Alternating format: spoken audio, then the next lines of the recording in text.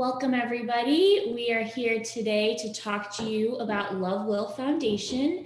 We are a grassroots nonprofit 501c3 established in April of 2018 with the goal of increasing access to mental health services. So before we kind of get into what Love Will Foundation does and about our mission, we just wanted to introduce ourselves. I'm Amanda Bolenbach. I'm one of the co-founders here at Love Will Foundation. And a little bit about me. That's me on the left there in the glasses. I think our video is still running there. So yeah. So I am not a mental health professional, anything. I actually work at a library out in Rice City. I am a mom to 3. And because I am a part of Love Will Foundation, I get to be a mental health advocate. Mental health is important to me. It's important to have the discussion with my children and my family. And also it's important to have affordable mental health care access, which is the biggest reason why I wanted to help fund our mission at Love Will. And I'm Sarah Springer, I'm the other co-founder. My day job is a nurse practitioner actually for a pulmonary clinic. So also I don't have any professional mental health experience. I'm married with 5 children and I echo what Amanda said of why the mission is important to us, just to access care to our community and making sure that within our own families that we're able to talk to our kids. We want to just basically stand against that stigma that our children are struggling, or if people are struggling, that they're able to get the services that they need. So that's a little bit about us. So why does it matter? Which many of you may already know these statistics. We got these off of the National Institute for Mental Health and also NAMI. But basically 1 in 5 Americans live with a mental illness. Half of all mental illnesses develop by the age of 14 and an additional 25% of mental illnesses. So 75% of all mental illnesses will develop by the age of 24. Only half of the people who are struggling will seek treatment. And the reason why that's important is because suicide is the second leading cause of death among ages 10 to 34 within the United States. And the earlier that people seek treatment, then the better the outcomes are for people. So lower suicide rates is ultimately the goal, and better quality of life.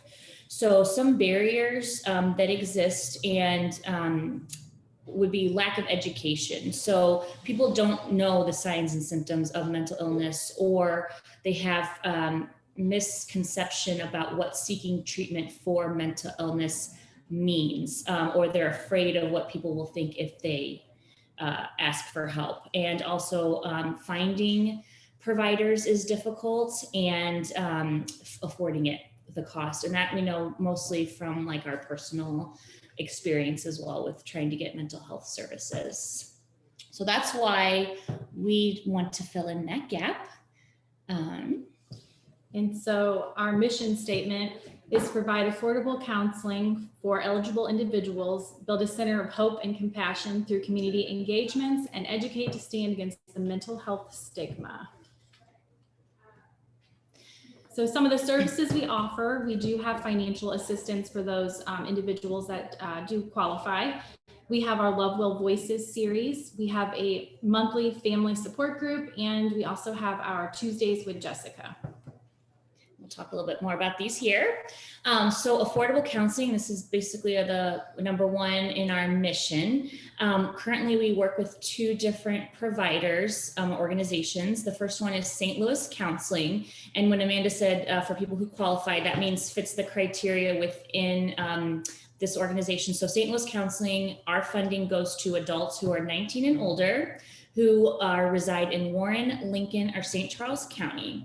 And then they will see patients in their O'Fallon and their Troy offices. Troy, Missouri, and they are also doing some virtual visits. And for St. Louis Counseling, we pay 50% of that counseling session, which is a lot of times on a sliding scale. So we pay 50% of a copay, 50% of a sliding scale, and that up to $60. All right, and then the other provider we work with is step-by-step counseling. Very similar, although this is more for our youth, so anyone 21 years old and under. There's a little bit more area coverage with step-by-step counseling, so it includes St. Charles, St. Louis, Lincoln, Warren counties, and then St. Louis City as well.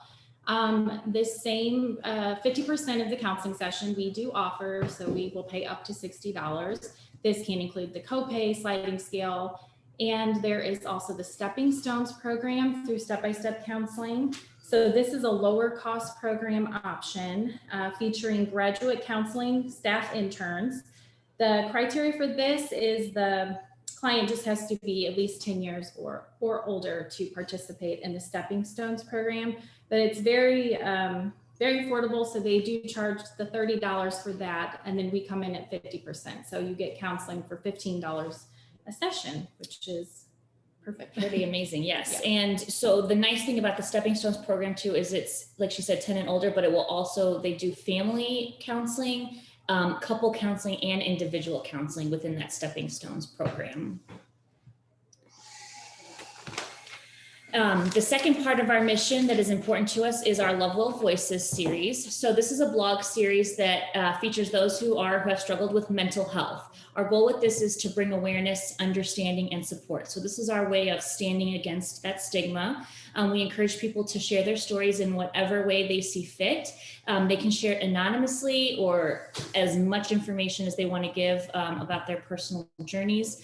There's no word count. There's no criteria on your stories. It's just almost like a journaling for people just to share what they've been through. And then we share that with our community.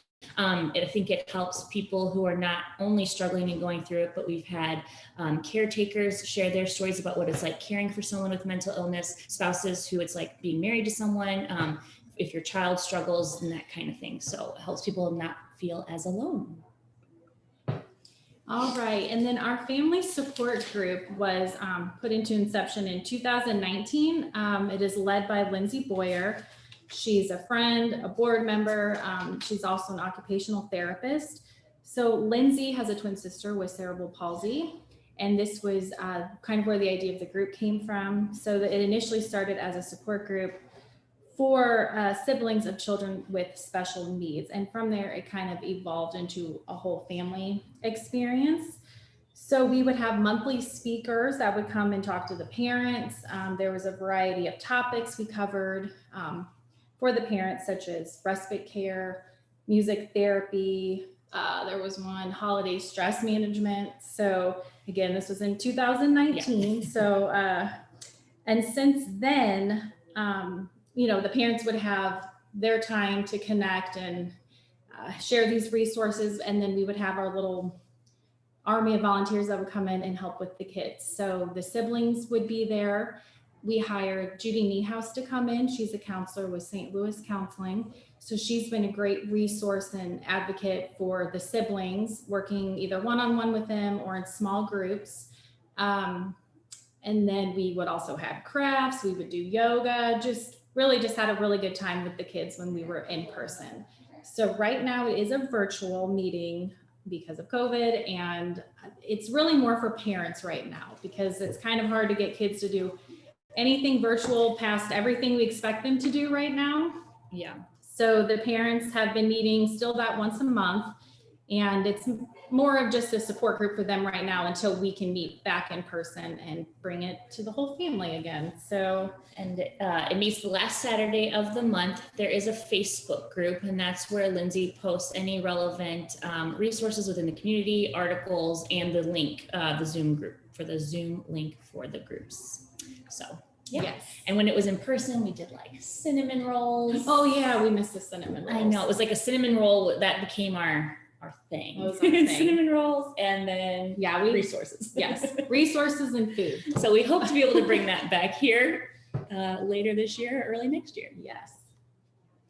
So our newest resource then is Tuesdays with Jessica. Jessica is actually someone who went to the same high school as me, and then we worked together as graduate nurses long time ago.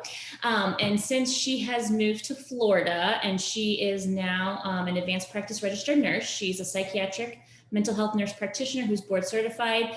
She's been following along with our mission for a long time on social media and has always, said, what can I do to help? And when things started going more virtual anyways, and she lived in Florida, we all kind of got together and came up with this idea that she could help as a resource and provide information to our community. So she does pre-recorded videos that we release on the last Tuesday of every month.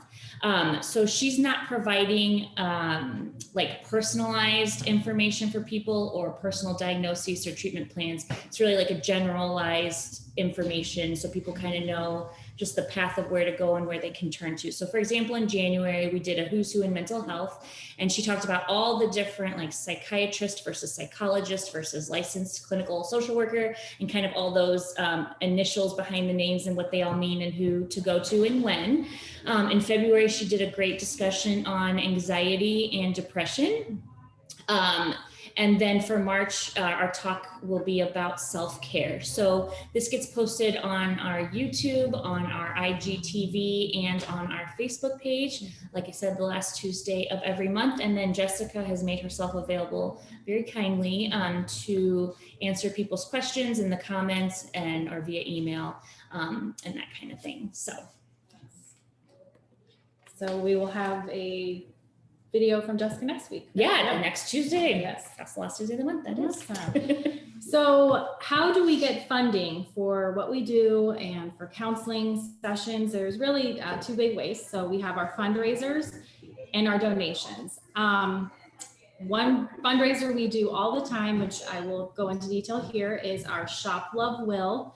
So this is an online boutique where we sell apparel. As you can see, some of the shirts and the sweatshirts there, those are all of our original designs that either I come up with or as a group we come up with. And I actually have been making them too, pretty much since we became a nonprofit. We've always sold some sort of product, and it actually started with t-shirts. So you can find any of that apparel there and even more. We just launched some spring shirts yesterday. Yes. So those are for pre-order. So we have a Go Imagine website. That's just like another marketplace, kind of similar to Etsy, but we're on Go Imagine under Shop Love Will. And then we also have a pop-up Facebook group. So this is something that we do kind of seasonally. We'll have different sales. For Christmas, we had bundles of items that you could buy. For Mother's Day, we'll be doing something similar. So there's always like, self-care products, there's jewelry, tote bags. You kind of have a little bit of everything when you go to the pop-up group on Facebook. So yeah, so there's two places you can purchase items from us. And then as always, everything that we make from the pop-up group goes right back to our mission. And then other fundraisers that we do throughout the year, we've done things like an auction for kindness. So that was an online silent auction this past year, different bundles that were donated to us. We have done a 5K, virtual 5K, which we are also gearing up to do that again for this year. And then we've done our biggest one, which unfortunately we're not able to do last year, but hopefully again this year, is our Halloween themed trivia night. So that is our biggest fundraiser of the year, and we're hoping to bring that back in a post-COVID world. So that's how we fund ourselves.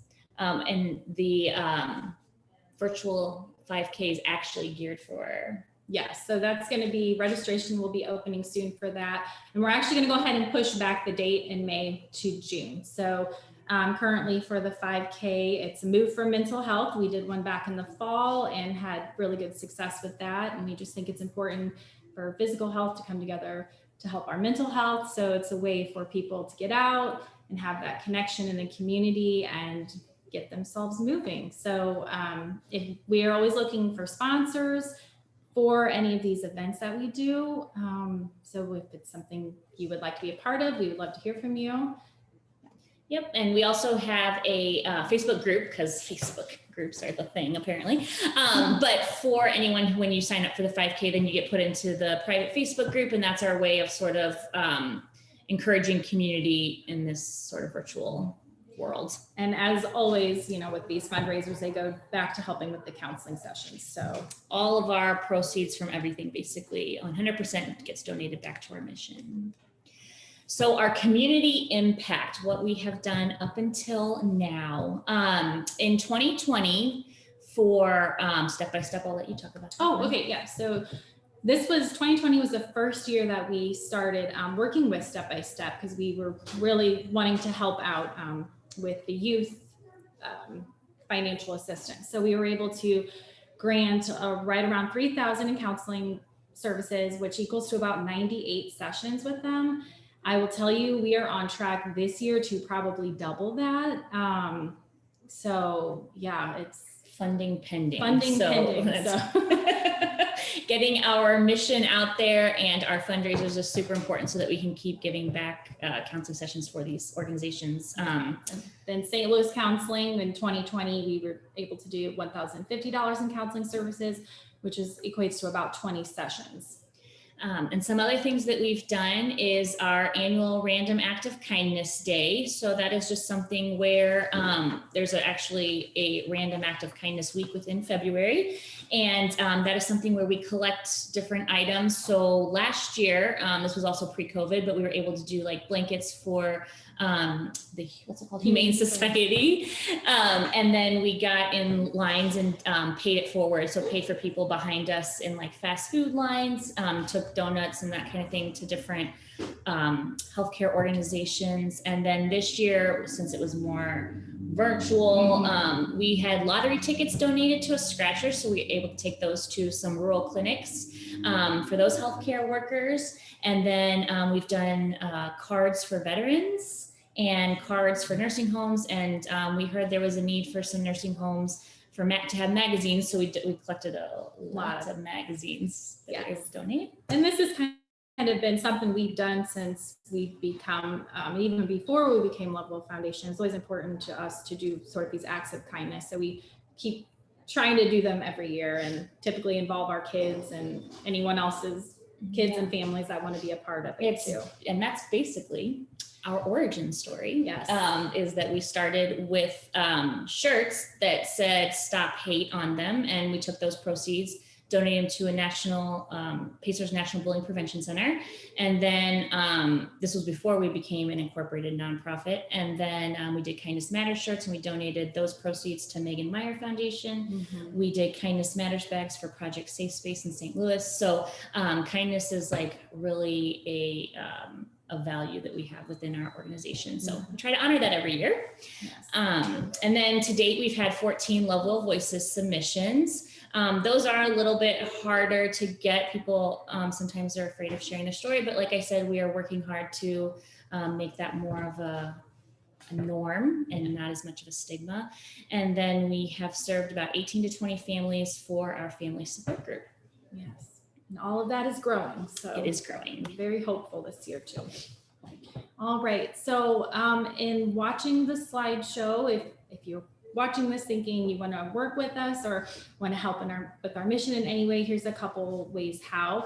If you're a counselor and you're finding that maybe you're having clients that are having trouble paying for counseling sessions, or people are turning down counseling sessions because they can't afford it anymore, we do encourage you to reach out to us and we can try to work something, on the financial assistance side. We are always looking for volunteers. We have a pretty lean and mean army of volunteers. It's small, but it's mighty. So, and they work hard and we appreciate them so much, but of course, always looking for more volunteers.